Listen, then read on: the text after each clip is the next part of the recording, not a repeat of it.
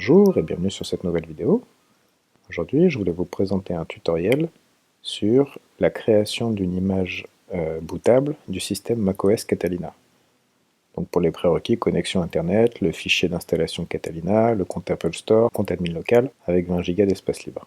Donc pour les étapes, on va télécharger d'abord macOS Catalina, on va aller sur l'App Store, on rentre ici Catalina et on va pouvoir récupérer le fichier directement depuis l'App Store, comme ceci. Une fois qu'il l'a téléchargé, il le lance, et là on peut commencer à passer quelques commandes, donc avec un terminal en administrateur, c'est important. Donc on va utiliser la commande HDI utile, on va faire un create-o du fichier tmp catalina.dmg, et on va lui ajouter une taille de 8900 MB, un volume name qui s'appellera Catalina, avec un système de fichiers journalisé, et on va ajouter l'option verbose. Cette étape peut prendre 1 à 3 minutes. Voilà, il a terminé. Donc il a créé un fichier dans tmp catalina. Maintenant, on va utiliser la commande hd utile attache pour attacher ce fichier créé à un point de montage dans notre système. Donc on va l'appeler Catalina. Voilà, c'est fait. Donc là, on peut se rendre compte qu'il nous a ajouté sur le système un lecteur. Maintenant, ce qu'on va faire sur ce lecteur, c'est qu'on va créer depuis l'installeur. Dans Content Ressources, on a un Create Install Media. On va ajouter volume, celui qu'on a appelé Catalina. Donc il va nous demander le nom, le mot de passe, administrateur.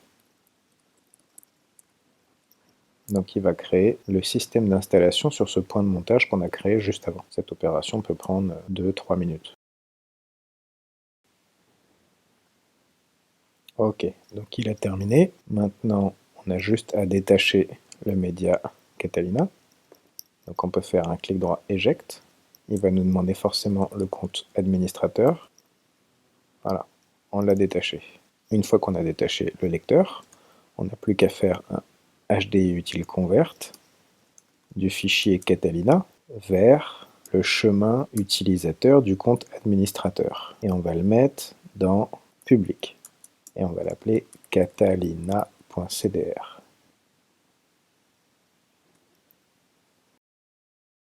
Et voilà, 3 minutes 23. Donc il nous reste une dernière commande. On va faire un mv-user, le nom d'utilisateur admin public, catalina.cdr en user public, catalina.iso. Voilà, on peut quitter. Plus qu'à les vérifier dans l'ordinateur, sur les utilisateurs, dans le compte administrateur, sur le dossier public, Catalina. Je prends ce fichier dans téléchargement, voilà. On a le fichier ISO Catalina, FJGA33. Si je l'ouvre, ça me montre bien Install OS X Catalina. Et si je double-clique, voilà, ça met un petit peu de temps, mais ça charge, c'est normal. Alors, le résultat, on peut le voir sur VirtualBox. Si vous prenez la version 6.1.4 avec l'extension pack, vous arriverez à un résultat comme ça. Donc, l'installation met un petit peu de temps sur VirtualBox, mais il y a des petites subtilités, bien entendu. Je ferai une vidéo par la suite pour présenter ça. On arrive bien à virtualiser Mac en créant un fichier bootable DMG depuis l'installation de macOS Catalina. Voilà, c'est tout pour cette vidéo. Merci de l'avoir suivi et à bientôt.